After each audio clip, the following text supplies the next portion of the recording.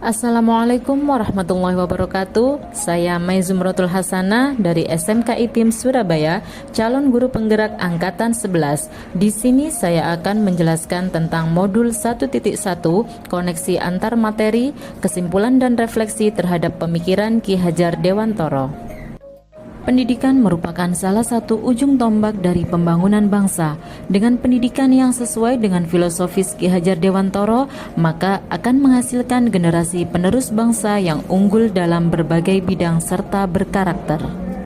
Pada dasarnya, menurut Ki Hajar Dewantara, pendidikan dan pengajaran merupakan suatu hal yang berbeda.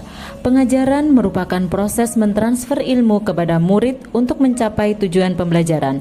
Sedangkan pendidikan merupakan menuntun segala kodrat yang ada pada anak-anak agar mereka dapat mencapai keselamatan dan kebahagiaan yang setinggi-tingginya, baik sebagai manusia maupun sebagai anggota masyarakat. Sebelum mempelajari modul 1.1 sebagai seorang pendidik, saya merasa selama ini belum memberikan apa yang menjadi kebutuhan anak. Selama ini bagi saya pembelajaran hanya sebagai transfer ilmu semata tanpa melihat kodrat alam dan kodrat zaman. Saya menganggap ketuntasan dalam penyampaian materi lebih penting daripada memahami karakteristik murid. Biasanya saya hanya melihat nilai murid hanya dari aspek pengetahuan saja.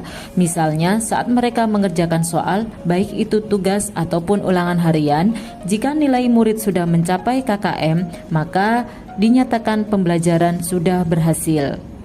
Dalam keyakinan saya, murid mempunyai kemampuan yang sama, di mana murid dianggap sebagai kertas kosong yang dapat ditulis sesuai dengan keinginan orang dewasa. Sehingga dalam praktiknya, guru masih menggunakan pengajaran yang monoton.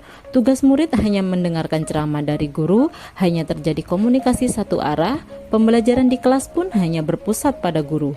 Hal ini tentunya bertolak belakang dengan pemikiran Ki Hajar Dewantara.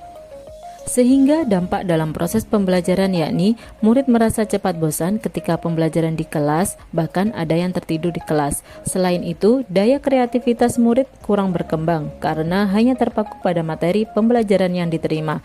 Dan yang terakhir, daya kritis murid rendah, yakni malu bertanya atau berpendapat.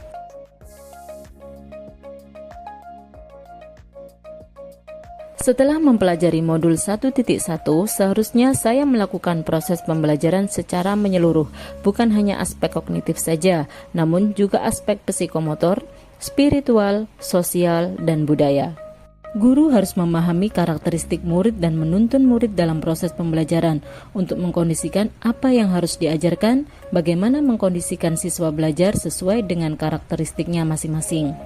Guru di sini tugasnya adalah menuntun, membantu dan memfasilitasi anak untuk menebalkan garis samar-samar atau potensi agar dapat mencapai potensi yang maksimal dan memperbaiki tingkah lakunya untuk menjadi manusia seutuhnya yang bermanfaat bagi manusia lainnya. Oleh karena itu, pembelajaran harus berpusat pada murid, yang dimana proses pembelajaran harus disesuaikan dengan kebutuhan, kemampuan, dan minat peserta didik sehingga mereka dapat mengembangkan potensinya secara maksimal.